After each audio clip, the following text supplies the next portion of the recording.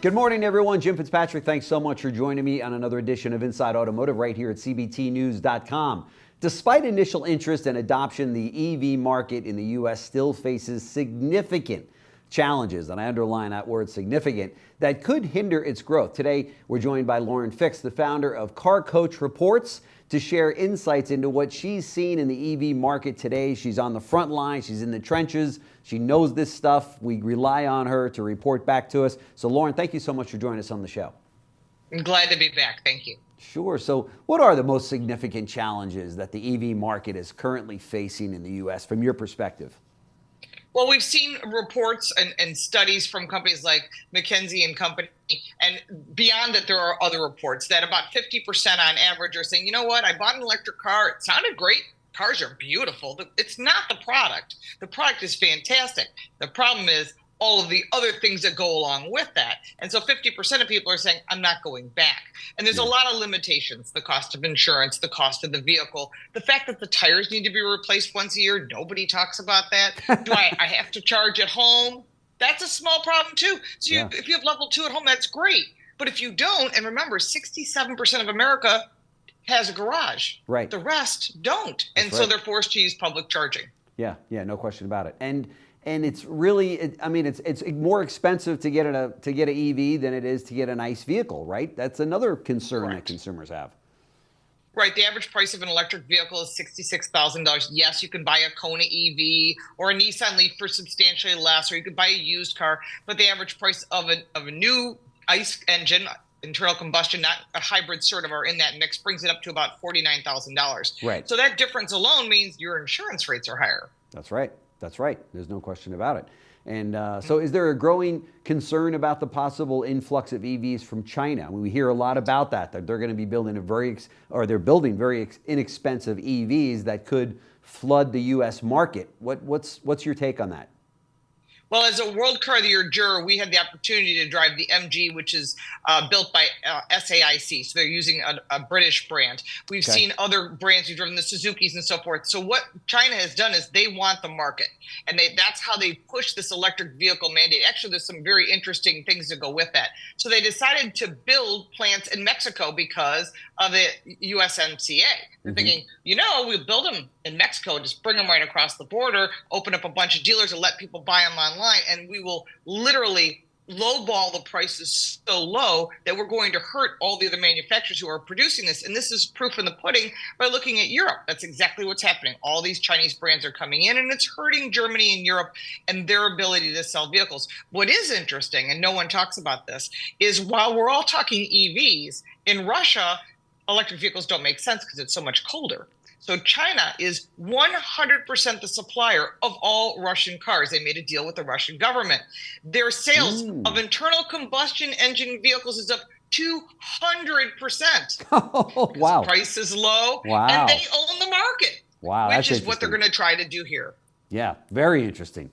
Yeah, well, you're right. Mo, the average Joe doesn't know that, right? And it's going to affect the vehicles, I should say, the U.S. auto market in a very big way if all this happens. Absolutely. And people think, well, what's the big deal? Okay, you have to think about who's building vehicles here. Honda has a huge footprint here in the U.S. It brings us jobs. It sells cars. We've got dealers. Yeah. If China starts coming in, it's going to hurt the local dealers, which hurts local economies. It's going to hurt the production of vehicles here, which means jobs. And, of course, anyone that's bringing vehicles in, they're going to have no tariffs depending upon who gets into office. So elections do have consequences. It's up to you to make the choices, and tell 10 people and bring 10 people to the polls, because I'm really concerned. Yeah. I'm really concerned if we go all EV here. Yeah. The system can't hold it. And what charges all these electric vehicles? Coal and natural gas. So again, although it sounds great on the surface, right. Really that's isn't. a whole nother show, right? I mean, just onto itself. There's no question. Yes. But let me ask you, if for the person that's watching this is, well, wait a minute, the consumers don't want EVs, and therefore the OEMs are kind of or dialing back that, the manufacturing EVs. Why would they all of a sudden want them if China brings them in? Is it just because of the low cost of the car? Yeah, it'd absolutely be low cost, which means their insurance rates would be less. But you have to think about the car manufacturers were really caught in a rock and a hard place. Anytime the government gets involved in an industry, and we've seen this with healthcare, the post office, Amtrak, and so forth, and we've also seen this in past history in the 80s of what the English have done to their car industry. It's completely gone. Yes, they're building cars there, but none of the money stays there. And we've also seen that here with Stellantis, which was FCA, which was Chrysler. They've gone out of business, taken money, and now it's not even the U.S. car company anymore, even though they're building vehicles here, which is good. Yeah. But when you start looking at the big picture of these Chinese cars coming in, the low cost, the manufacturers were caught between a rock and a hard place, like I said. Yeah. Either millions of dollars in losses per vehicle or billions of dollars in fines. So even Toyota built a BZ4X. They're not selling at all like they expected, but they were smart not to make the move. And then other brands like Hyundai, really smart. They said, we're going to do all of our chassis designed to be electric, hybrid, gas. And of course, they've got diesel available in Europe. And I was just at the factory and I was pretty impressed with what they're doing.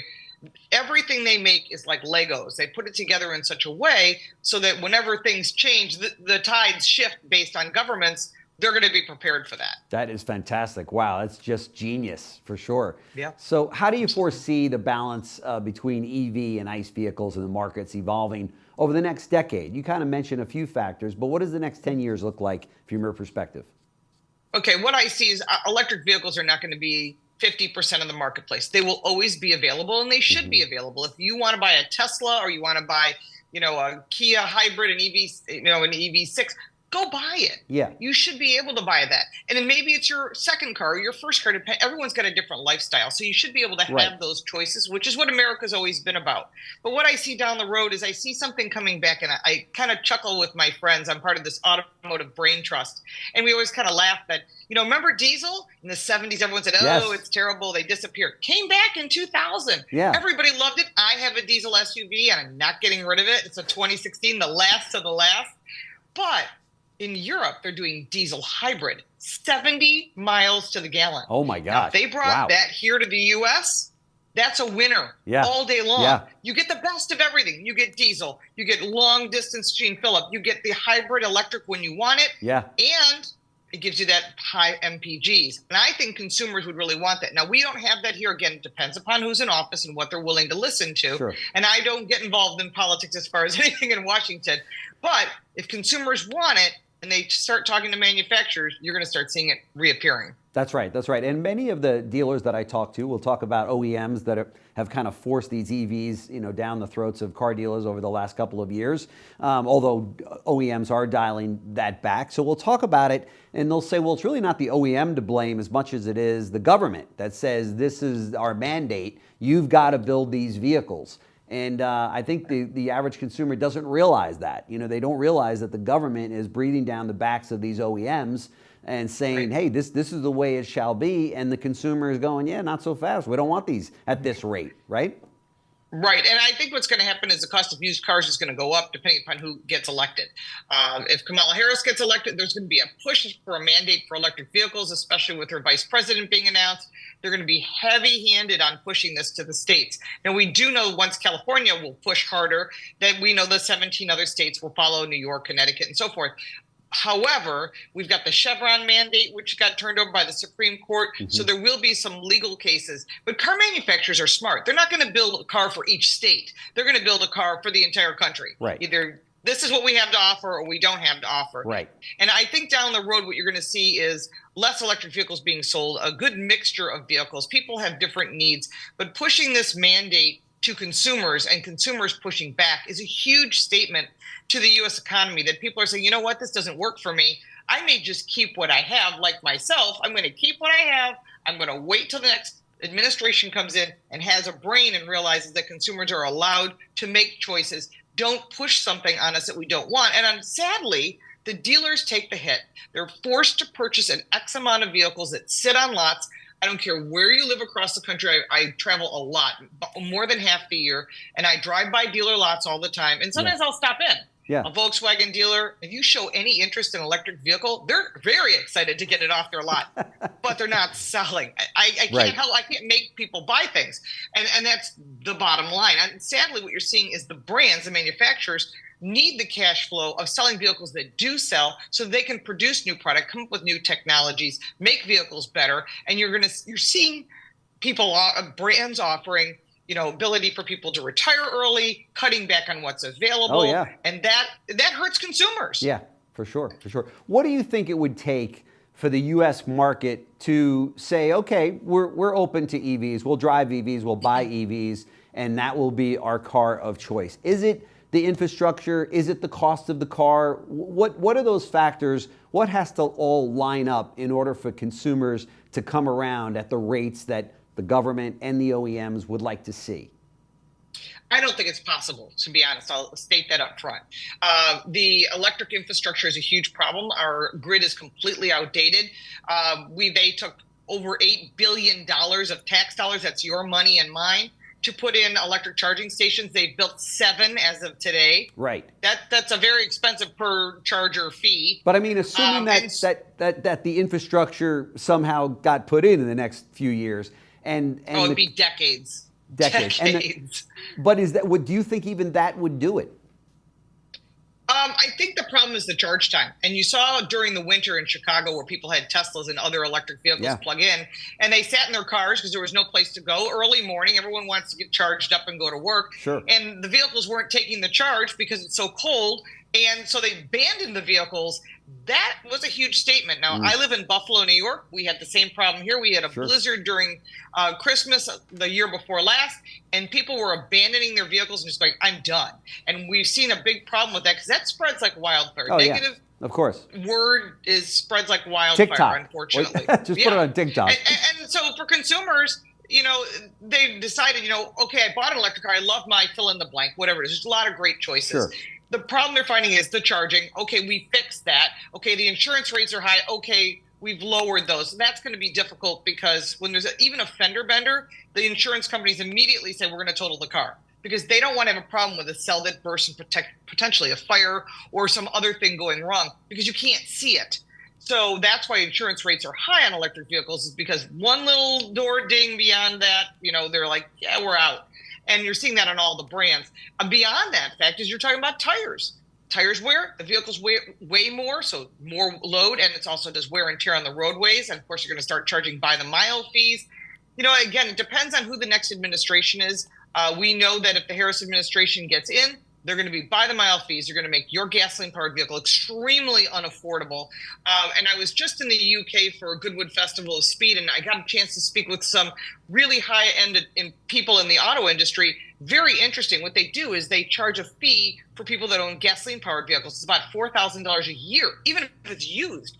And on diesels, about $2,500 a year. But if it's an electric vehicle, there's no fee unless you get it from a car manufacturer, or you get it from a big brand, like you work for GE or somebody huge. Okay. Then you'll get the incentive. Otherwise, no incentives. And so what the problem is they have an electricity shortage.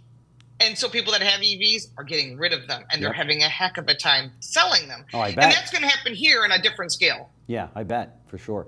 Hey, Lauren, tell our viewers, you're obviously the founder of Car Coach Reports. Tell us a little bit about Car Coach Reports. Well, I've been doing this for about 40 years. I've worked in every aspect of the auto industry. I was a dealer trainer. I've worked in dealers. I've worked in manufacturing. I race cars. I restore cars. And I also review cars. I'm a member of the North American Car and Truck of the Year jury, past president, and World Car of the Year jury. I write for The Blaze as well as for Newsmax. I write for a lot of different outlets. You can find me on all forms of social media at Lauren Fix. I post daily. If I find something interesting that you need to know about, I put it out there because as dealers, as consumers, you want to know what's going on. A lot of times there's so much noise going on and then you miss it, which is why your show is so important to get the message out. That's right. That's right. Thank you so much for that. And thank you so much for all of the content that you provided our viewers and our dealer audience out there. We've got some consumers that tune in, but for the most part, our audience is those million men and women that work in car dealerships every day, and they need information like this. And love when you're on. So you're among our top-rated shows. So thank you so much for joining us on the show. We very much appreciate it. I could talk to you all day about this kind of stuff, and obviously you've got all of the answers for us. So hopefully we can do a follow-up with you as time moves on here. Anytime. Thanks so much. I appreciate the support. Great. Thanks so much. Thanks for watching Inside Automotive with Jim Fitzpatrick.